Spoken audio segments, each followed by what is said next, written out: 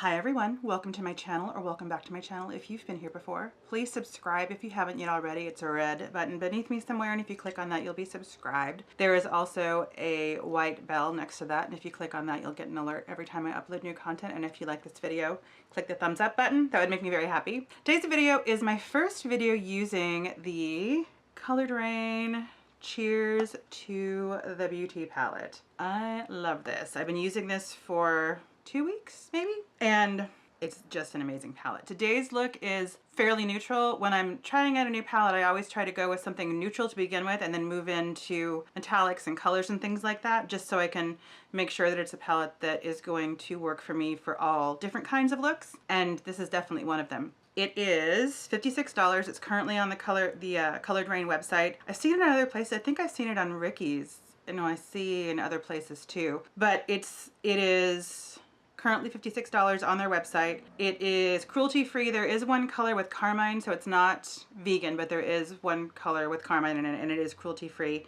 There are, I'm looking at the description, 5 mattes, 2 foils, 5 shimmer pearls, and 1 highlight shade. And the highlight shade I'm only using on my eyes. I haven't used it as a highlighter on my face. Not sure if it's designed to be for your face or for your eyes, but I am using it on my eyes. The one thing I'll say about this palette, and it's a little tiny bit of a complaint for me, and I heard Jen from Jen Loves Reviews also say this, and I'll put her video in the description box down below. She did like a wear test with this, and I'm pale. This brand is designed primarily for people of color.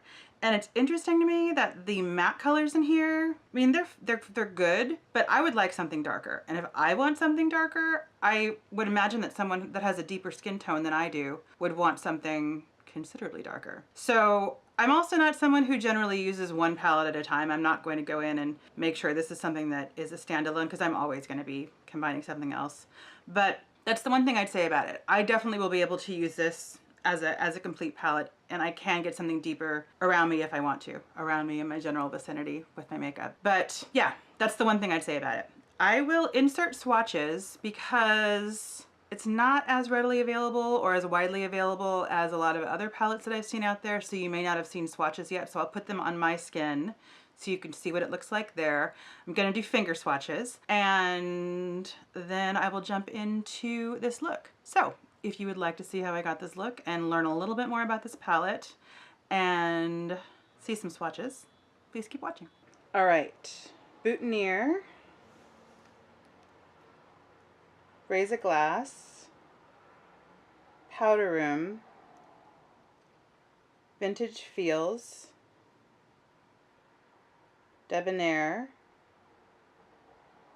Rosé, Iconic, Nightingale, Diamond Jubilee, wow, Grandeur,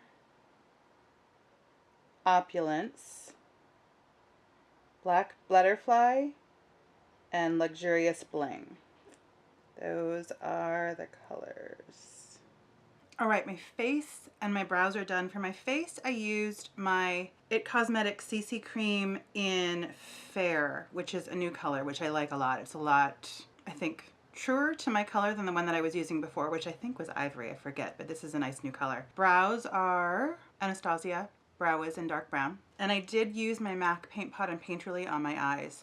And I also used a little bit of Marc Jacobs blush in Kink and Kisses. So today's look is gonna be fairly toned down, just because I wanna start with something neutral. So first I'll go in with Boutonniere. I'm going in with a Morphe M124 brush. And these colors are so highly saturated, which is true for all of the colors that I've ever used from. I don't think I've ever had a dud. I'm trying to think. I think there probably were colors in the Queen of Hearts palette that were less strong than others, but I've really loved all of these colors. The only color that, and I'm still not sure if Luxurious Bling is supposed to be a face color or an eye color. I'm using it for both, but that's the only, it's a little bit light, and light in terms of it being not highly pigmented, which would make sense in terms of it being a face highlighter and not an eye color. Then I'm gonna start building up my crease, and again, I mentioned this before, but the one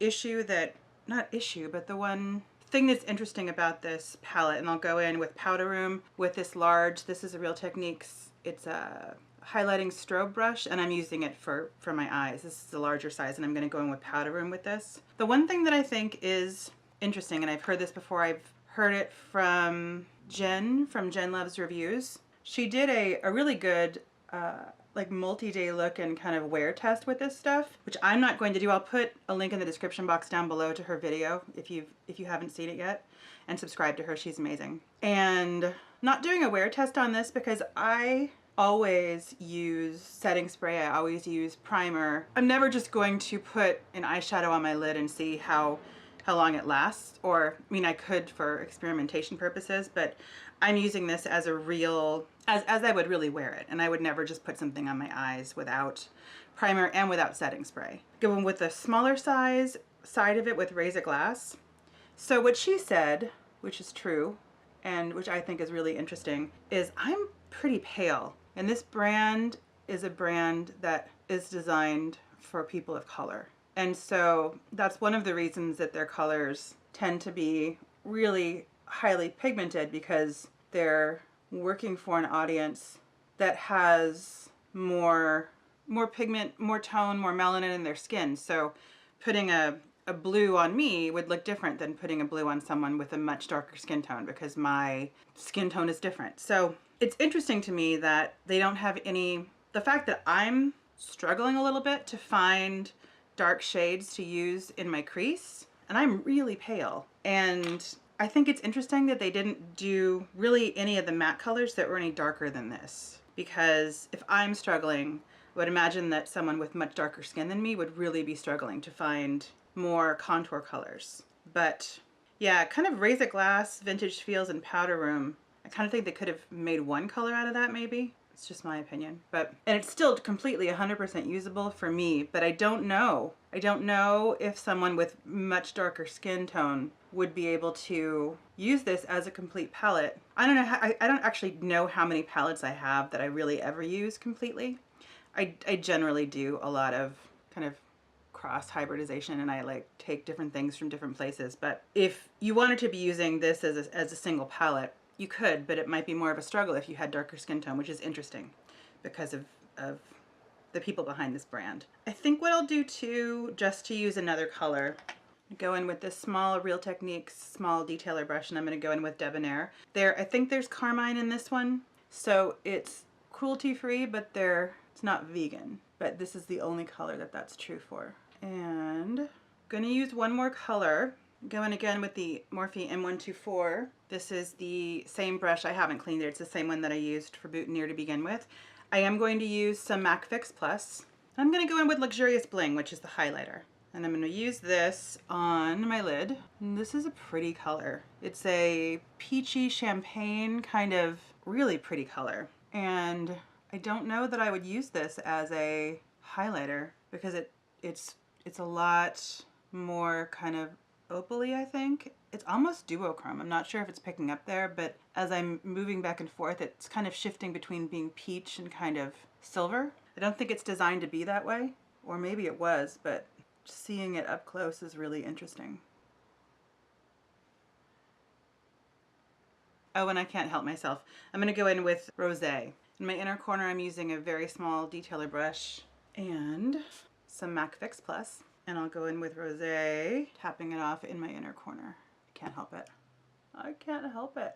And then I'm just gonna use the bigger side of this Real Techniques brush just to clean this off a little bit. All right, liner, lashes, lips, I'll be right back. And lashes, lips, and liner are done. Liner, I used Tom Ford Eye Defining Pen. Lashes, I used L'Oreal Voluminous Lash Paradise.